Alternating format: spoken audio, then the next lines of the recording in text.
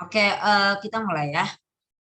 Yang pertama ada gambar bentuk. Gambar bentuk merupakan bagian dari seni lukis, memiliki pengertian menggambar objek, benda yang memperhatikan unsur rupa, yaitu titik, garis, warna, tekstur, volume, dan gelap terang. Nah, eh, bentuk yang materi gelap terang itu ada tint, tone, sama shade. Tint itu terang, tone itu gelap. Aku lupa sih tone itu apa. Shade. Kayaknya tone itu gelap. Atau tone itu abu-abu ya. Baru shade itu gelap. Nanti kita coba. Atau aku coba cek di Google deh.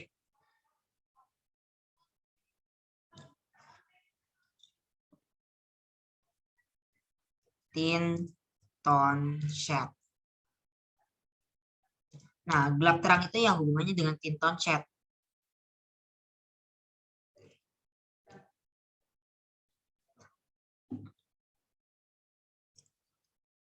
Nah, kalau tint itu warna putih. Terus kalau namanya tone itu abu-abu, kalau shade itu gelap atau black atau pakai warna hitam. Nah, habis itu dan diwujudkan di atas media gambar, yaitu kertas, kanvas, dan media lainnya. Jadi pengertian itu gambar bentuk merupakan bagian dari seni lukis, memiliki pengertian menggambar objek benda yang memperhatikan unsur rupa dan diwujudkan di atas media gambar dengan tekniknya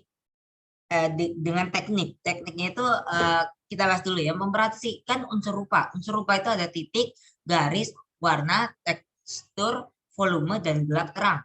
Umpamanya untuk yang media gambarnya ada kertas, kanvas, dan media lainnya. Terus kalau umpamanya teknik yaitu ada arsiran, blok, dusel, pointillis, plakat, akuarel, dan spray. Nah, dalam gambar untuk memiliki 3 objek gambar yang biasa diterapkan diantaranya. Yang pertama ada flora, merupakan objek gambar tumbuhan, fauna, merupakan objek gambar hewan, dan alam benda, merupakan objek gambar berupa kursi, meja, kubus, selendang, dan lain-lain. Jadi singkatnya kalau flora itu gambarnya tuh sesuai namanya tuh, flora itu artinya tanaman atau tumbuhan. Kalau umpama fauna itu berarti hewan ya. Kalau alam benda ya benda yang ada selain flora dan fauna. Itu kalau umpama di nama istilah di gambar bentuk biar mudah dipahami lah.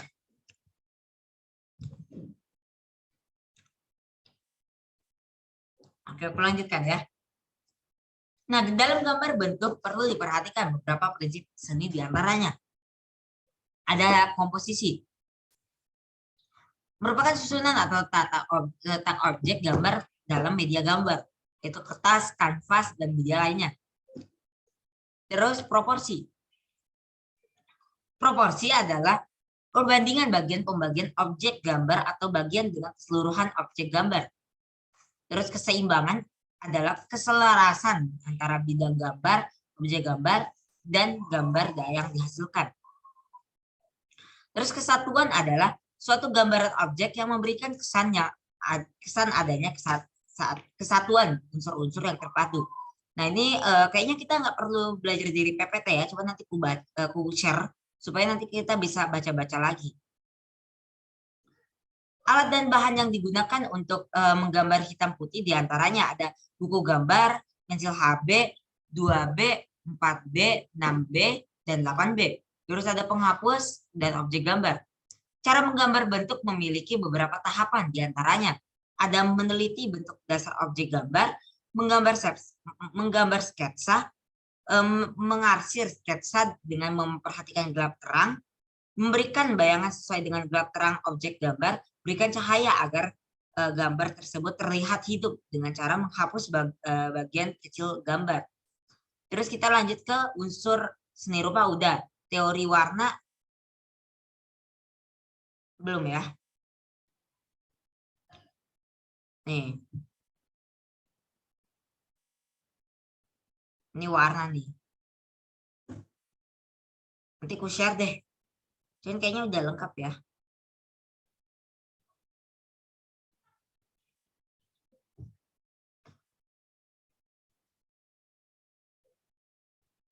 Kalau aku bikin kayak gini kelihatan nggak kalian? Oke, habis itu udah ya. Sekarang ragam hias. Ragam hias atau motif adalah bentukan dasar hiasan yang umumnya diulang-ulang sehingga menjadi pola dalam suatu karya kerajinan atau kesenian. Ragam hias dapat dihasilkan dari proses menggambar, memahat, mencetak, dan sebagainya. Meningkatkan mutu dan nilai pada suatu benda atau karya seni. Ragam hias yang diulang-ulang, dipadukan, atau diatur sedemikian rupa sehingga tampak rapi dapat disebut sebagai pola atau corak. Nah, kalau umpamanya pola atau corak itu adalah ragam hias yang diulang-ulang, dipadukan atau diatur sedemikian rupa sehingga tampak rapi.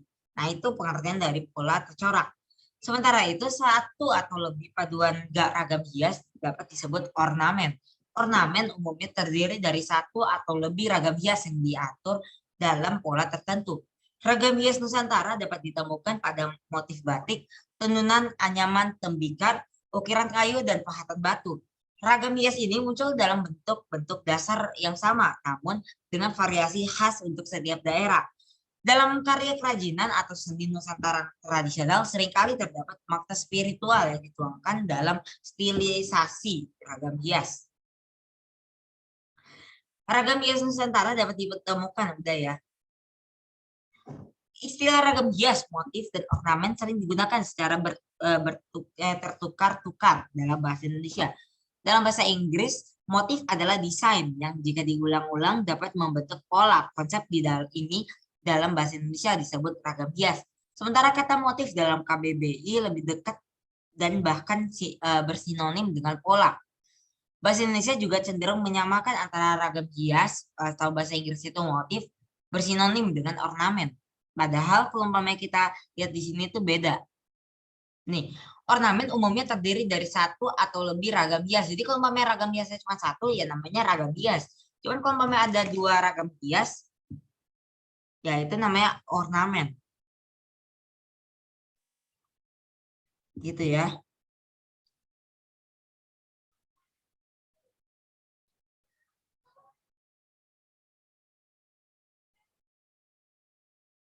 Oke, aku lanjutkan.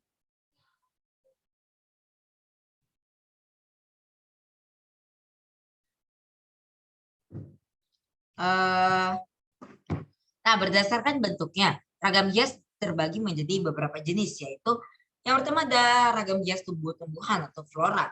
Tumbuh-tumbuhan sebagai sumber objek ragam hias yang dapat dijumpai hampir di seluruh pulau di Indonesia. Ragam hias dengan bentuk tumbuh-tumbuhan seperti bunga, sulur-sulur, dedaunan dapat dijumpai pada barang-barang seni seperti batik, ukiran, kain sulam, kain tenun, dan bordir. Terus ada ragam hias hewan atau fauna. Bentuk ragam hias ini didasarkan pada berbagai jenis binatang, misalnya burung, gajah, cicak, ikan, dan ayam. Dalam membuat motif hias ini bisa digabung dengan ragam hias lainnya. Ragam hias daerah di Indonesia banyak menggunakan hewan sebagai objek ragam hias. Daerah-daerah tersebut seperti Yogyakarta, Bali, Sumatera, Kalimantan, Sulawesi, dan Papua. Ragam hias hewan Tunggu. Ragam hias hewan tersebut dapat dijumpai pada hasil karya batik, ukiran, sulaman, anyaman, tenunan, dan kain bordir. Ragam hias bentuk hewan dapat dijadikan sarana untuk memperkenalkan kearifan lokal daerah tertentu di Indonesia seperti burung cendrawasih di Papua, komodo di Nusa Tenggara Timur, dan gajah di Lampung. Terus ragam hias geometris.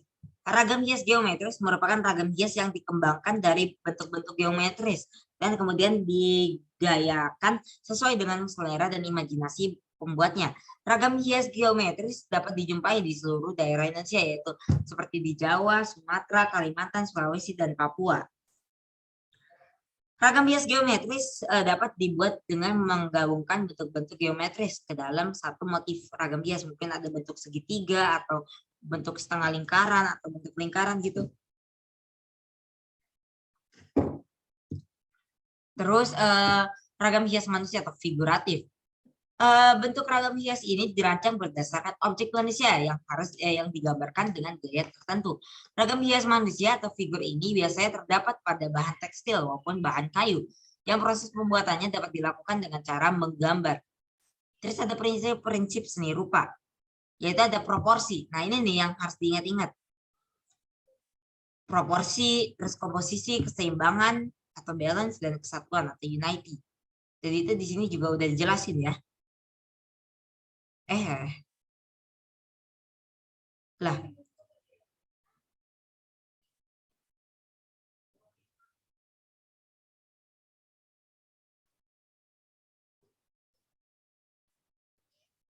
Iya, pemula baru.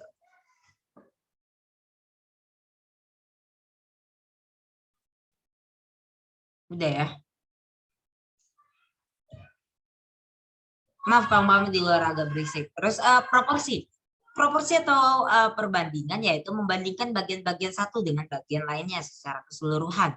Misalnya membandingkan ukuran tubuh dengan kepala, ukuran objek dengan ukuran latar, dan kesesuaian ukuran objek satu dengan objek lainnya yang dekat maupun yang jauh letaknya. Terus komposisi. Komposisi adalah menyusun unsur-unsur rupa yang dapat mengorganisasikannya menjadi susunan yang bagus, teratur, dan serasi. Terus keseimbangan atau balance. Keseimbangan adalah kesan yang didapat dari suatu susunan yang diatur sedemikian rupa sehingga terdapat daya tarik yang sama pada tiap-tiap sisi susunannya. Terus kesatuan adalah pertautan bagian-bagian dalam sebuah karya seni rupa. Kesatuan merupakan prinsip yang utama di mana unsur-unsur seni rupa saling menunjang satu sama lain dalam membentuk komposisi yang bagus dan serasi. Untuk menyusun satu kesatuan seni, setiap unsur tidak harus sama dengan seragam, tetapi unsur-unsur dapat berbeda atau bervariasi sehingga menjadi susunan yang memiliki kesatuan. Terus unsur-unsur seni rupa. Unsur-unsur dasar karya seni rupa adalah unsur-unsur yang digunakan untuk mewujudkan sebuah karya seni rupa. Unsur-unsur itu terdiri dari yang pertama ada titik atau bintik. Titik atau bintik merupakan unsur dasar seni rupa yang terkecil. Semua wujud dihasilkan mulai dari titik. Titik dapat pula menjadi pusat perhatian. Bila berkumpul untuk... Halo guys. Iya ya, halo. Ini Arka bukan sih? Atau siapa? Atau Saiful? Tadi siapa? Saiful. Oh iya ya, Gigi Saiful. Oke, aku lanjutkan ya. Terus habis titik ada juga yang namanya kan kumpulan warna. Kumpulan titik atau bintik. Nih, titik dapat pula menjadi pusat perhatian bila berkumpul atau berwarna beda. Titik yang membesar biasanya disebut bintik. Garis adalah goresan atau batas limit dari suatu benda, ruang, bidang, warna, tekstur, dan lainnya. Pengertian lain dari garis adalah kumpulan titik yang bertangkai. Kan ada tuh kayak umpamanya kalau umpamanya istilah dalam matematikanya itu titik itu garis itu adalah dua titik yang apa ya, aku lupa lagi. Terus bidang. Nah, yang matematika menurutku kalau umpamanya untuk yang Pak Fatir apalin tuh apa namanya teori-teorinya. Teori Albert Einstein, teori Dr. Stone. Emang ada teori Albert Einstein? Ah? Enggak. Aku cuma bercanda doang. Terus bidang. Bidang dalam seni rupa merupakan salah satu unsur seni rupa yang termasuk dari hubungan beberapa garis. Bidang dibatasi kontur dan merupakan dua dimensi. Menyatakan permukaan dan memiliki ukuran bidang dasar dalam seni rupa antara lain bidang segitiga, segi empat, trapesium, lingkaran, oval, dan segi banyak lainnya. Terus bentuk. Apa? Tunggu, belum. Terus bentuk dalam pengertian bahasa dapat berarti bangun atau shape atau bentuk plastis yaitu form. Terus bangun atau shape ialah bentuk benda yang polos seperti yang terlihat oleh mata, sekedar untuk menyebut sifatnya yang bulat, persegi, ornamental, tak teratur, dan sebagainya. Sedangkan bentuk plastis ialah bentuk yang terlihat terasa karena adanya unsur nilai atau value. Apa sih? Fulus atau apa ya? Value dari benda tersebut. Contohnya lemari. Lemari hadir di dalam suatu ruangan, bukan hanya sekedar kotak persegi 4, akan tetapi mempunyai nilai dan peran lainnya. Besok itu seni budaya kan? Bukan bahasa Inggris. Jadwal PAT. Bisa salah belajar ini aku.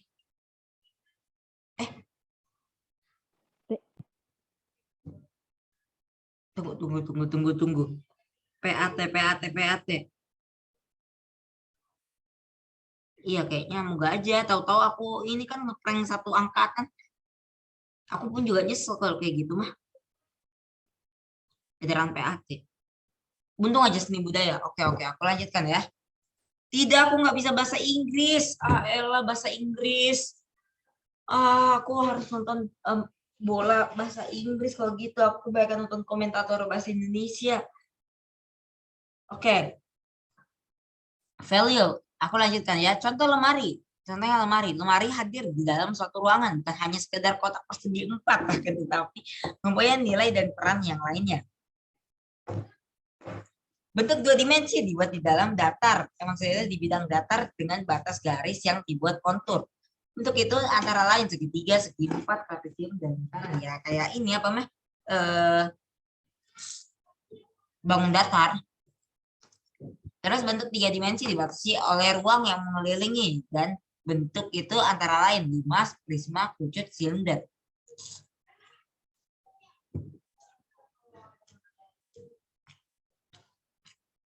Terus sifat atau karakteristik dari setiap bentuk yang dapat memberikan kesan tersendiri.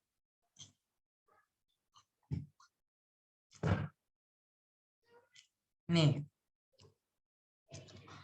Seperti bentuk teratur, kubus, dan persegi.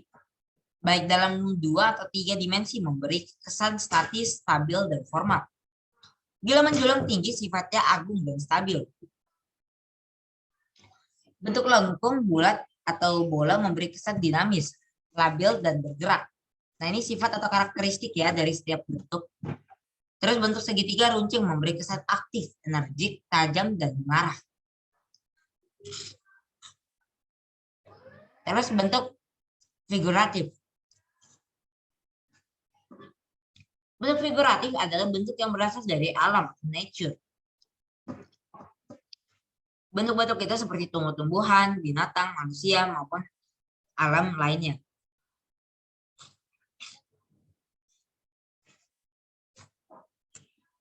Jadi ada bentuk yang diabstraktif.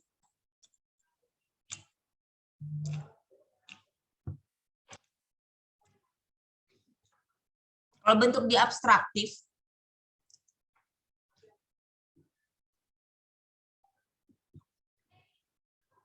tunggu. Nah, terus bentuk diabstraktif adalah bentuk figuratif yang telah mengalami perubahan, penggayaan bentuk yang kemudian cenderung disebut dengan istilah penggayaan bentuk yang kemudian cenderung kita sebut dengan istilah stilasi atau deformasi. Di sini bentuk figuratif diubah hingga tinggal sarinya atau esensinya saja dan menjadi bentuk baru yang kadang-kadang hampir kehilangan ciri-ciri alaminya sekali. Contohnya, bentuk ini misalnya abstraksi manusia menjadi topeng atau wayang. Abstraksi binatang seperti burung garuda dan abstraksi tumbuhan seperti pada gambar-gambar hiasan. Penggunaan bentuk-bentuk ini umumnya diterapkan pada karya seni dekoratif seperti pada batik, hiasan keramik, karya ukiran, dan lain-lain. Terus bentuk abstrak. Abstrak sering disebut juga bentuk non-figuratif. Artinya bentuk yang lahir bukan dari alam, kan menyimpang dari bentuk-bentuk alam. Ada 3 macam bentuk abstrak, yaitu abstrak murni, abstrak simbolis, dan abstrak filosofis. Terus bentuk abstrak murni. Ialah bentuk yang sering dibuat untuk bentuk-bentuk geometris atau bentuk alam benda. Misalnya segitiga, prisma, kursi, lemari, sepatu, buku, rumah, dan lain-lain. Terus bentuk simbolis. Misalnya huruf, tanda baca, rambu-rambu, lambang, dan lain-lain.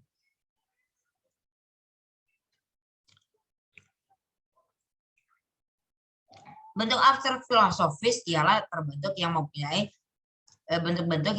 nilai-nilai tertentu, misalnya agama, kepercayaan, dan lain-lain.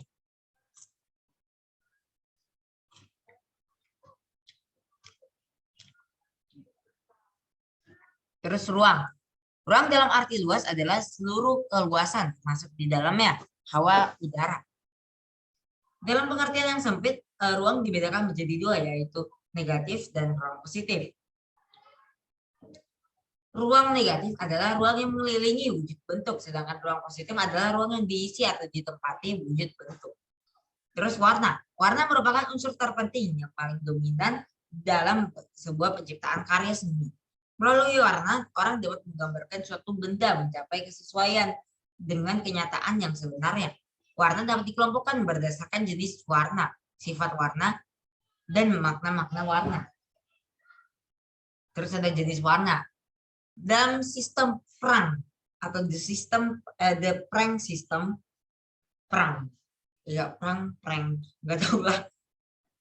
Terus warna dalam hal ini adalah pigmen yang dapat dikelompokkan sebagai jenis-jenis warna sebagai berikut. Yaitu ada warna primer, sekunder, dan intermediate atau intermediate. Terus ada tersier sama kuartner. Ya udah, aku coba jelaskan deh. Warna primer, yaitu warna pokok yakni merah, biru, dan kuning. Nanti aku coba kasih gambar gitu ya. Cuman kita cuma sampai warna primer, nggak sampai warna kuartener gitu. Terus warna sekunder atau binar, yaitu perpaduan antara dua warna dan menghasilkan warna hijau, jingga atau oranye dan ungu. Terus warna intermediate, yaitu percampuran antara warna primer dengan warna sekunder, menghasilkan warna kuning hijau, hijau biru, biru ungu, merah jingga, dan kuning jingga. Warna tersier yaitu percampuran antara sekunder dan intermediate menghasilkan sebanyak 12 warna, dan kuartener yaitu pencampuran warna intermediate dengan warna tersier yang menghasilkan sebanyak 24 warna. Coba ya kita lihat jenis warna di Google.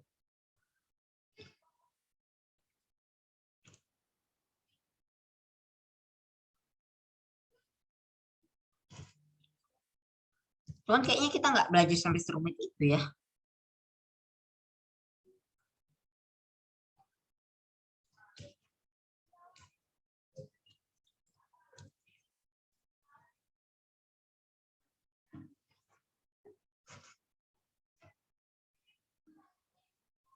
Nah ini nih.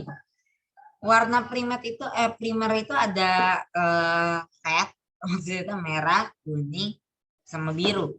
Terus nanti merah campur kuning jadi warna oranye, merah campur biru itu jadi warna ungu, warna biru campur kuning jadi warna hijau. Terus kalau umpamanya hijau campur kuning jadi yellow green. Terus kalau umpamanya hijau campur oranye jadi warna nggak bisa. Kalau umpamanya hijau campur biru jadi green blue. Umpamanya biru campur merah jadi biru campur ungu jadi blue violet gitu sih, atau ya begitulah singkatnya. Nanti coba kita lihat latihan ya, atau aku adain Zoom penjelasan materi satu-satunya. Nah kan ini banyak nih materi-materinya. Tunggu, aku ada telepon ya bentar.